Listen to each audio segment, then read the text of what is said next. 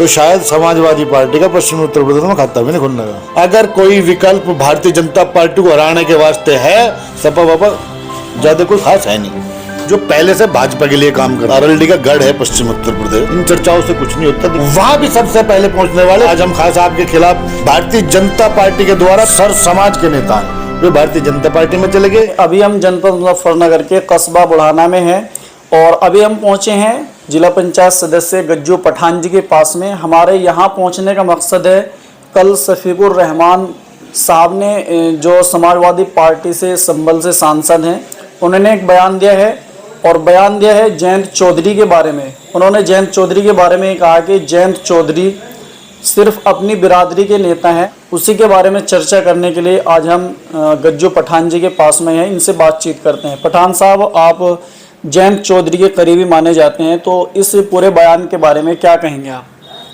मैं शफीकुर रहमान साहब को ये बता देना चाहता हूँ कि उन्हें पश्चिम उत्तर प्रदेश की राजनीति के बारे में शायद मेरे हिसाब से ज़्यादा ज्ञान नहीं है। अगर उन्हें पूरा पश्चिम उत्तर प्रदेश के बारे में ज्ञान होता तो शायद इस तरह का वे घटिया बयान हमारे राष्ट्रीय अध्यक्ष जयंत चौधरी के बारे में नहीं कह सकते।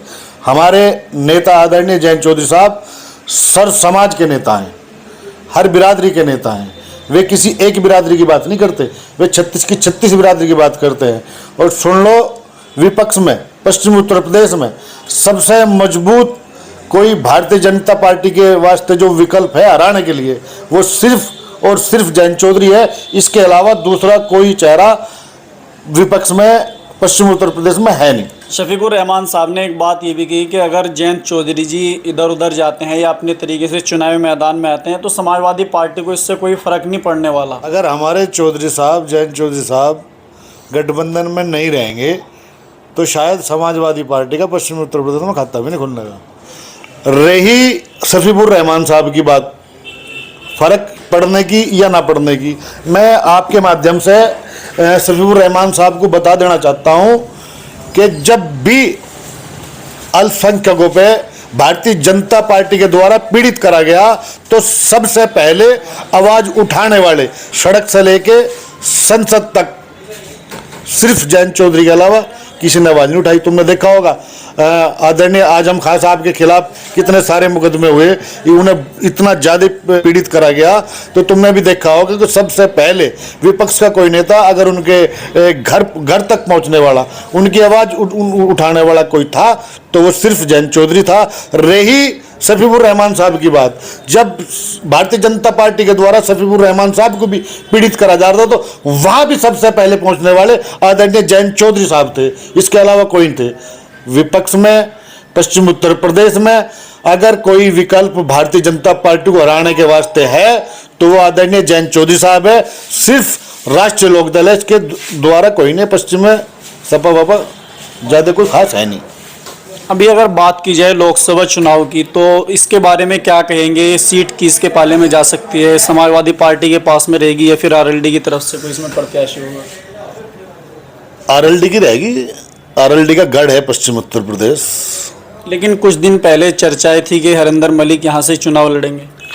इन चर्चाओं से कुछ नहीं होता। देखो सुनो, जो आदरणीय जयंत चौधरी साहब का फैसला होगा वो ही मान्य होगा, उसी को फॉलो करा जाएगा और उसी को चुनाव लड़ाया जाएगा। अभी कुछ दिन पहले आपने देखा होगा कि जो शाहपुर के चेयरमैन है हाजी अकरम, पहले आपकी पार्टी में थे राष्ट्रीय लोकदल में, उसके बाद में आम आदमी पार्टी में चले गए। लेकिन फिर अभी कुछ दिनों से चर्चाएं हैं कि भारतीय जनता पार्टी का दामन थामने वाले हैं, क्या कहेंगे आप उसके बारे में? मैंने एक शाहपुर में एक सभा में जनता को संबोधित करते हुए पहले से बताया था मैं कि ये वे लोग हैं जो पहले से भाजपा के लिए काम कर रहे हैं। तो वही साबित हो गया। इसमें बताना क्या है? किसी के एक आदमी के आने से जाने से कोई फर्क थोड़ी पड़ रहा। लेकिन उनके पीछे पूरी जनता है, वर्तमान में चेयरमैन है। फिलहाल कस्बे के हालात जाके देखो, वे विपक्ष में चेयरमैन बने और आज सत्ता के लालच में वे भारतीय जनता पार्टी में चले गए। जाके शाहपुर में हालात जाके पूछो कि लोग किस तरह के बयान और किस तरह की भावनाएं उनके प्रति प्रकट कर रहे। अगर वे भारतीय जनता पार्टी में चले भी गए तो इससे नुकसान होगा या फायदा होगा? कैसे देखते हैं इस चीज़ को? कोई नुकसान नहीं है, फायदा ही है। फायदा ही है। वे अंदर खन्ने भाजपा के लिए काम करते, अब सामने तो है कम से कम, उससे क्या फर्क पड़ रहा? एक आदमी के जाने से कोई फर्क थोड़ी पड़ रहा। जनता सुनो, जनता कोई किसी की गुलाम थोड़ी है। तुमने देखा होगा भारतीय जनता पार्टी के खिलाफ उन्होंने चुनाव जीता वहाँ, और वे आज भारतीय जनता पार्टी का दामन थाम रहे, तो जनता में उसका क्या मैसेज जाएगा बताओ तुम? फिलहाल हम इनसे चर्चा करने के लिए आए थे शफीकुर रहमान के उस बयान पर जो उन्होंने दिया था। तो इस पूरे मामले में अगर आपके मन में कोई सवाल हो, कमेंट बॉक्स में लिख सकते हैं। शुक्रिया।